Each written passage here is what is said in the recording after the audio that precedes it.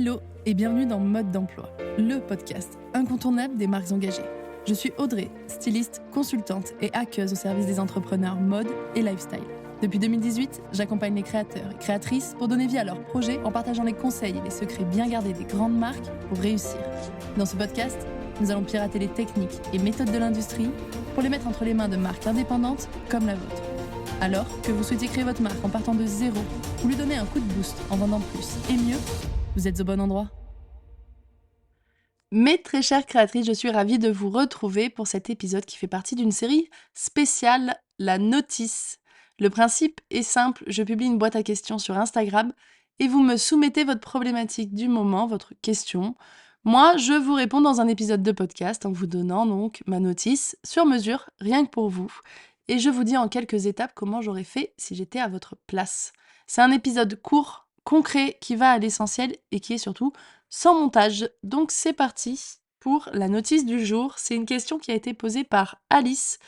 La question, elle m'a été posée donc en message vocal sur Instagram. Vous pouvez le faire vous aussi si ça ne rentre pas dans la boîte à questions, il n'y a aucun problème. Et donc la question c'était comment être certaine que mon produit va trouver sa cible ou que ma cible va trouver mon produit. En gros, que les deux vont matcher ensemble et que je suis en train de créer le bon produit pour la bonne cible. Donc voici ce que je ferais en 5 étapes si je devais créer un produit et que je voulais qu'il soit parfaitement adapté à ma cible idéale. La première étape, c'est que je vais commencer par dresser un portrait très clair donc de ma cible idéale, un persona, avec ses envies, avec son mode de vie, ses passions, ce à quoi elle aspire. Et là, je ne parle pas que niveau habillement, je parle dans sa vie en général. Et je détaillerai tout cela pour connaître et comprendre ses besoins profonds. C'est-à-dire que ma cible, comme je le répète souvent, ce n'est pas simplement une tranche d'âge et un CSP. Non, ma cible, c'est des envies, c'est un lifestyle, c'est des aspirations et c'est des besoins profonds, c'est-à-dire un besoin de reconnaissance, un besoin d'appartenance, un besoin d'avoir confiance, un besoin d'être une référence pour ses amis, etc. Ça, c'est des vrais besoins et des vraies envies que je dois connaître et que je dois comprendre, je dois lire dans ses pensées pour pouvoir par la suite créer donc le produit parfait et surtout communiquer avec ma cible. Donc voilà la première étape, je commence par dresser un portrait de mon persona très clair et très détaillé. À partir de ce portrait, et avec ces infos, donc, je me constitue un début de cahier des charges pour mes produits. C'est-à-dire que je vais lister les critères que mes produits doivent présenter pour matcher parfaitement avec ma cible. Est-ce que ça va être le confort? Est-ce que ça va être des couleurs vives, des motifs? Est-ce que ça va être une qualité plus parce que j'ai une cible qui cherche vraiment à avoir des pièces durables dans son dressing? Est-ce que ça va être le style, un style qui se démarque, parce que je cherche une cible qui veut, prouver une certaine confiance en elle via son vêtement ou qui souhaite, sortir du lot, qui souhaite se démarquer justement? Je vais dresser donc ce cahier des charges en listant tous ces points que mes produits doivent absolument, présenter, que ça soit en termes de technique ou de style. Troisième étape, c'est que je vais faire le jeu du «oui mais et si». Alors je m'explique.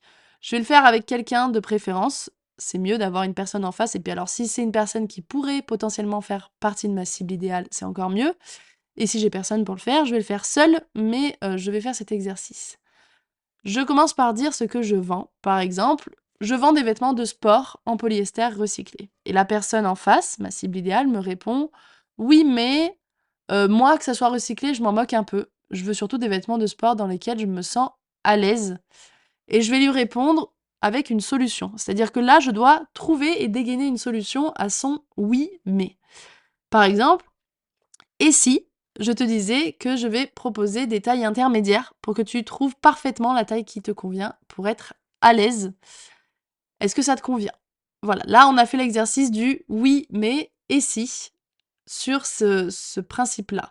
On peut le faire sur plein de principes, c'est-à-dire que ma cible, elle peut avoir, des objections, donc des «oui mais» sur des principes de style, par exemple, «Oui mais moi le polyester recyclé, je trouve que c'est toujours plus cher, alors que, il y a des marques, qui sont beaucoup moins chères et qui ont vraiment un style incroyable. Et si je te disais que je te propose du paiement en 3 fois pour pouvoir investir dans mon produit?» Voilà, à chaque objection, je vais trouver en face une solution. Donc c'est un exercice qui peut être long parce qu'il y a plein d'objections et il y a plein de solutions différentes à ces objections, mais c'est un exercice qui est très pertinent pour trouver que ce soit des idées de création, enfin pour affiner son cahier des charges en termes de création, mais aussi pour affiner son marketing, sa communication et toutes les solutions qu'on propose à notre cible et à nos clientes. Donc avec cet exercice-là, j'affine mon cahier des charges de création et ma communication. Ensuite, je passe à la 4e étape qui est le développement de mes produits. Donc sur la base de mon cahier des charges, je vais commencer le développement et le prototypage de mes produits, de mes vêtements de sport par exemple.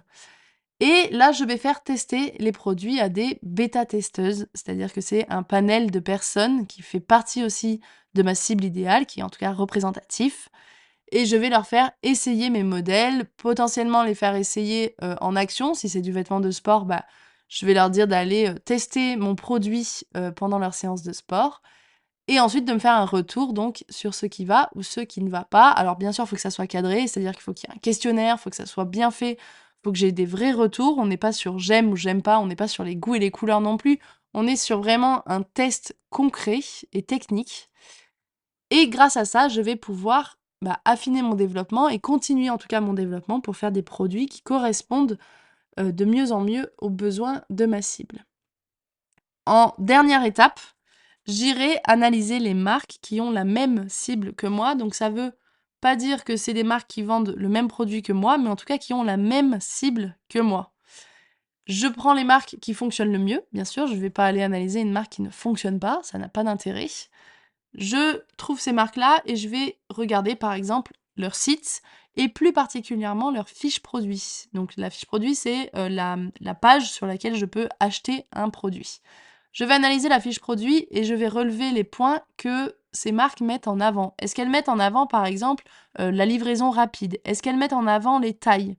Est-ce qu'elles mettent en avant le confort? Est-ce qu'elles mettent en avant la durabilité, le lieu de fabrication, le côté éco-responsable? Est-ce qu'au contraire, elles mettent beaucoup de photos, de vidéos et de looks différents? Est-ce qu'elles mettent le côté technique, etc. Bref, j'analyse tout ça, puisque si ces marques mettent ça en avant, c'est que ma cible est sensible à ces critères.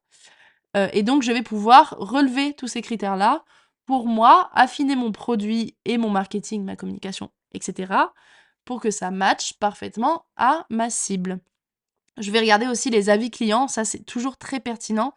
Et je vais relever ce que disent les clientes dans leurs avis et leurs témoignages, parce que ça va permettre de relever là aussi leurs critères et leurs points, on va dire, de notation d'un produit. Et je vais regarder les bons avis, mais aussi les mauvais avis. Si une cliente dit, j'adore cette marque, mais là, ce produit, clairement, niveau qualité, on n'y est pas, etc., je me note que la qualité est très importante pour ma cliente cible. Bien sûr, je fais ça avec des marques qui ont la même cible que moi. Je me répète, mais c'est important. On va pas aller viser des marques qui touchent d'autres personnes que moi, qui ne me concernent pas, quoi. Voilà pour ces 5 points. Et un dernier petit, une précision, c'est que ce travail du produit et de la cible, c'est un système d'aller-retour. C'est que je vais affiner mon produit pour qu'il corresponde à ma cible, mais ensuite je vais aller affiner ma cible pour qu'elle corresponde à ma marque et à mon produit.